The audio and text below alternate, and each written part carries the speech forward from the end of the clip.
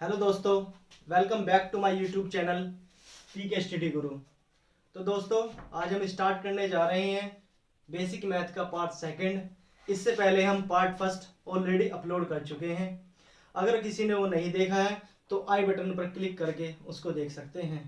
तो अब हम स्टार्ट करते हैं। उस लास्ट टाइम हमने पढ़ा था अभाज्य संख्याएं, उससे आगे की संख्या आपकी भाज्य संख्याएं।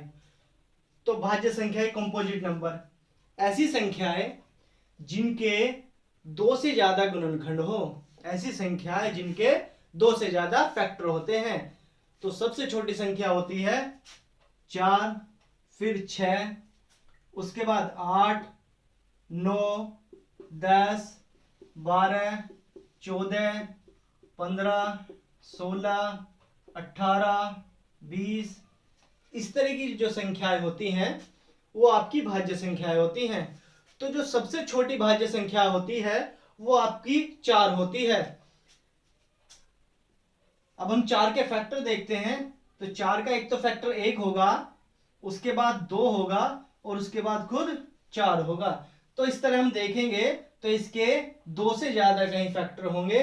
तो 1, 2, 3 इसके 3 फैक्टर होंगे। अगर बात हम इस 16 की करें तो अगर हम 16 के फैक्टर गिने तो एक तो 1 होगा, उसके बाद 2 होगा, उसके बाद 4 होगा, फिर 8 होगा और फिर 16 होगा। तो इसके इस तरह 5 फैक्टर हो जाते हैं। तो ऐसी संख्या जिसके 2 से ज्यादा फैक्टर हो वो आपकी भाज्य संख्या कहलाती है। अब इसके बाद हम बात करते हैं तो आपकी एक ऐसी संख्या होती है, एक ऐसी संख्या होती है जो कि न तो भाज्य और न ही अभाज्य होती है। तो हम नोट करके एक चीज लिखेंगे कि एक ऐसी संख्या होती है जो कि ना तो भाज्य होती है और न ही अभाज्य होती है। इसके बाद हम बात करते हैं पूर्णांक की, इंटीजर की। तो इंटीजर जो है 3 प्रकार के होते हैं। पहला शून्य, दूसरा धनात्मक और तीसरा ऋणात्मक। तो इंटीजर जो होते हैं आपके पूर्णांक जो होते हैं वो 3 प्रकार के होते हैं। शून्य,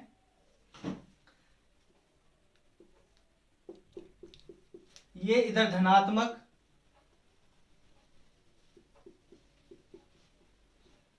और ये इधर ऋणात्मक।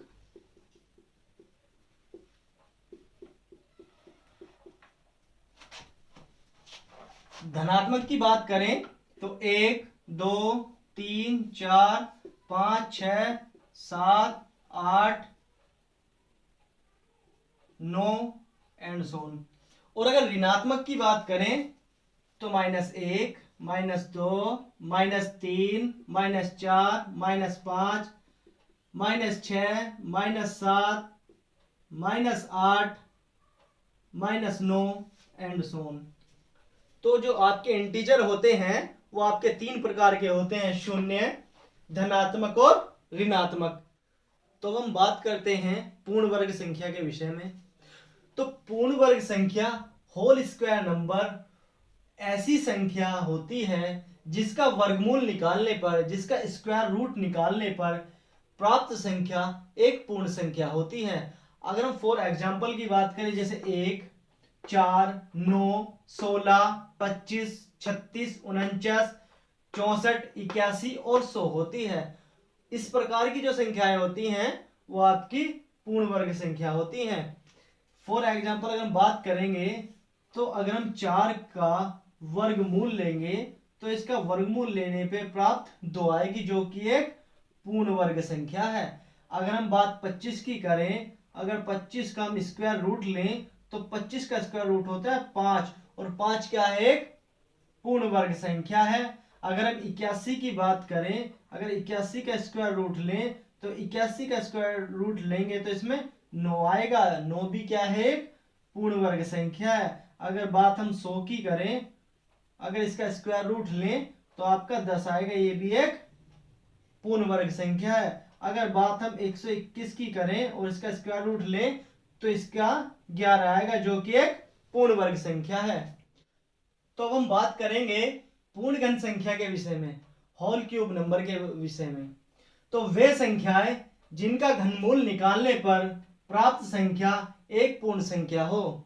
तो ऐसी संख्याएं जिनका घनमूल निकालने पर, क्यूब रूट निकालने पर प्राप्त संख्या एक पूर्ण संख्या हो। फॉर एग्जाम्पल में बात करेंगे हम, फॉर एग्जाम्पल 1, 8, 27, 64, 125, 216, इस तरह की जो संख्याएं होंगी वो आपकी एक पूर्ण घन संख्याएं होंगी। अगर हम एक का घनमूल निकालेंगे तो हमें प्राप्त संख्या एक होगी, जो कि एक पूर्ण संख्या है। अगर हम बात करें 8 की और अगर इसका घनमूल निकालें, क्यूब रूट निकाले, तो इससे प्राप्त संख्या 2 होगी, जो कि एक पूर्ण घन संख्या है। और अगर बात करें 27 की, अगर इसका क्यूब रूट निकाले तो इससे प्राप्त संख्या 3 होगी, जो कि एक पूर्ण संख्या है। उसके बाद हम बात करते हैं सहअभाज्य संख्या की, सहअभाज्य संख्या की। तो ये होती है आपकी को प्राइम नंबर। तो हम बात करेंगे को प्राइम नंबर के विषय में। तो सहअभाज्य संख्या होती क्या है? संख्याओं का ऐसा युग्म, संख्याओं का ऐसा युग्म जिनका मैसेप HCF आपका एक हो। संख्याओं का ऐसा युग्म जिनका मैसेप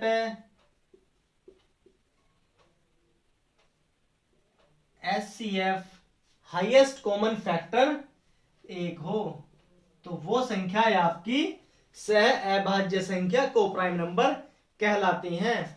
अगर हम फॉर एग्जाम्पल की बात करें, तो इसका एग्जाम्पल होगा 1, 3, 2, 5, 2, 7, 2, 9, 3, 19, 4, 21, 5, 31 एंड डॉट डॉट। जो इस तरह की संख्याएं हो जिनका ऐसा युग्म हो जिनका मैसेप एक हो, तो वो संख्याएं आपकी सहअभाज्य संख्या, को प्राइम नंबर कहलाती हैं। अगर हम नोट करके लिखेंगे तो ये जो युग्म होता है आपका किसी पहाड़े से डिवाइड नहीं होता, केवल ये दोनों संख्याएं एक से डिवाइड होती हैं। तो जो को प्राइम संख्या का, सहअभाज्य संख्या का जो युग्म होता है, ये केवल एक से विभाजित होता है। तो इस तरह का युग्म आपका सहअभाज्य संख्या होती है। तो आई होप आप समझ चुके होंगे। तो अगर हम बात करें सहअभाज्य संख्या से रिलेटेड क्वेश्चन की, तो मैंने यहाँ पे एक क्वेश्चन दिया हुआ है।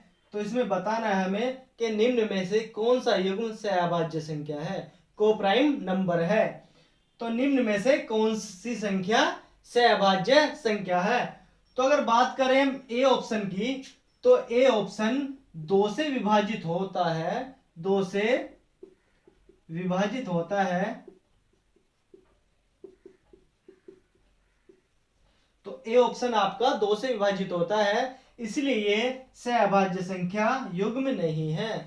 अगर बात करें हम 19 और 76 की, तो ये आपका 19 से विभाजित होता है, 19 से विभाजित होता है, तो इसलिए ये भी आपकी को प्राइम नंबर नहीं है, सहअभाज्य संख्या नहीं है। इसके बाद अगर बात करें हम 17 और 31 की, तो ये दोनों संख्याएं आपकी एक से डिवाइड होती हैं, इससे अलग ही किसी भी टेबल या पहाड़े से डिवाइड नहीं होती, तो इसलिए ये आपकी को प्राइम नंबर है, सहअभाज्य संख्या है। और अगर बात करें हम ऑप्शन डी की, तो ऑप्शन डी आपके दोनों संख्याएं 3 से विभाजित होती हैं, पूरे तरीके से, तो इसलिए ये भी आपकी सहभाज्य संख्या नहीं है। तो आपकी सहभाज्य संख्या केवल सी है। जैसे कि मैंने आपको बताया था कि ऐसा युग्म जो केवल एक से विभाजित हो, एक से डिवाइड हो, वो आपका सहभाज्य संख्या होती है। तो इसमें आपका ऑप्शन सी सही है। तो हम बात करते हैं अभाज्य युग्म की, जुड़वा अभाज्य युग्म, ट्विन प्राइम पेयर्स। तो ऐसी दो अभाज्य संख्याएं, ऐसी दो अभाज्य संख्याएं जिनके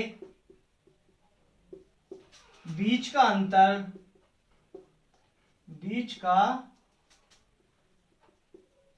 अंतर 2 हो।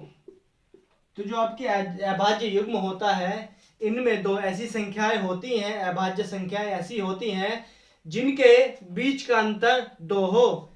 अगर हम बात करें 1 से 100 तक, तो उसमें 8 ऐसी संख्याएं होती हैं। लेकिन हम उससे पहले बात करते हैं 1 से 50 तक। तो अगर हम बात करें 1 से 50 तक, तो इसमें आपकी 6 अभाज्य संख्याओं का ऐसा युग्म होता है जिनके बीच का अंतर 2 होता है। जैसे कि 3 5, 5 7, 11 13, 17 19, 29 31, 41 43। तो 1 से लेके 50 तक कुल 6 ऐसे युग्म होते हैं जिनके बीच का अंतर 2 होता है। अगर इनको देखें तो 1 2 3 4 5 और 6। तो 1 से लेके 50 तक कुल ऐसी संख्याएं 6 होती हैं। उसके बाद बात करते हैं हम 51 से लेकर 100 के बीच की। 51 से लेके 100 के बीच की, तो इसमें केवल 2 होती हैं। वे कौन कौन सी होती हैं आपकी? 59 61 71 और 73। 59 61 71 और 73, ये जो दो संख्याएं होती हैं आपकी, ये 51 से लेके 100 के बीच की होती है। और अगर हम 1 से 100 के बीच की कुल संख्याएं की बात करें, तो वो आपकी 8 होती हैं। 6 ये होती हैं और 2 ये होती हैं। तो अब हम बात करते हैं योगात्मक प्रतिलोम सम एक्टिव इनवर्स के बारे में। तो ऐसी संख्याएं जिनका योग 0 हो, ऐसी संख्याएं जिनका योग 0 के बराबर हो, वो आपकी योगात्मक प्रतिलोम कहलाती हैं। मतलब P plus Q is equal to 0, P plus Q is equal to 0। अगर हम एग्जाम्पल की बात करें और क्वेश्चन ये हो कि -6 का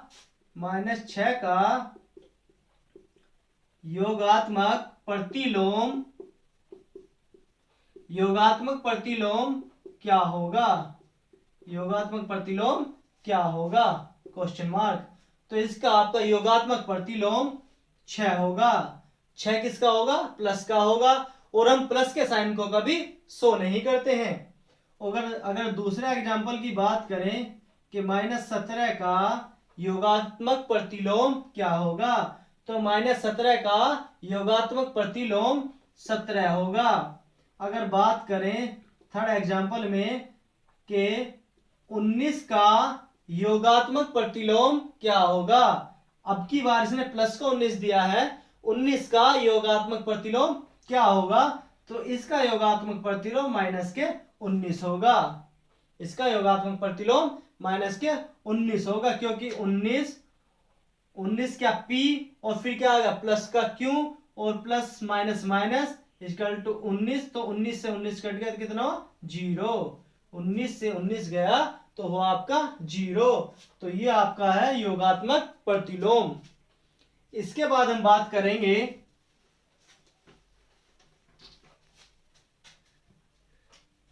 आपके गुणात्मक प्रतिलोम के विषय में।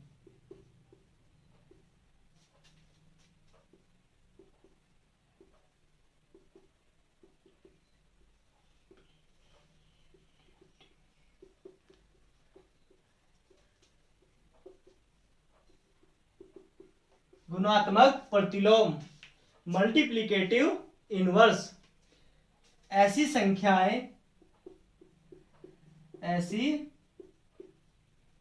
संख्याएं जिनका गुणनफल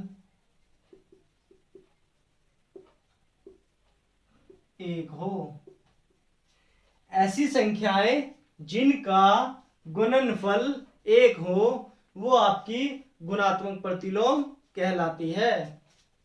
तो P गुना Q बराबर 1।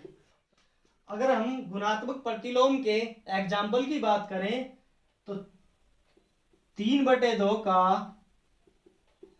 गुणात्मक प्रतिलोम क्वेश्चन मार्क, 3/2 का गुणात्मक प्रतिलोम क्या होगा? तो 3/2 का गुणात्मक प्रतिलोम 2/3 होगा। 3/2 का गुणात्मक प्रतिलोम 2/3 होगा।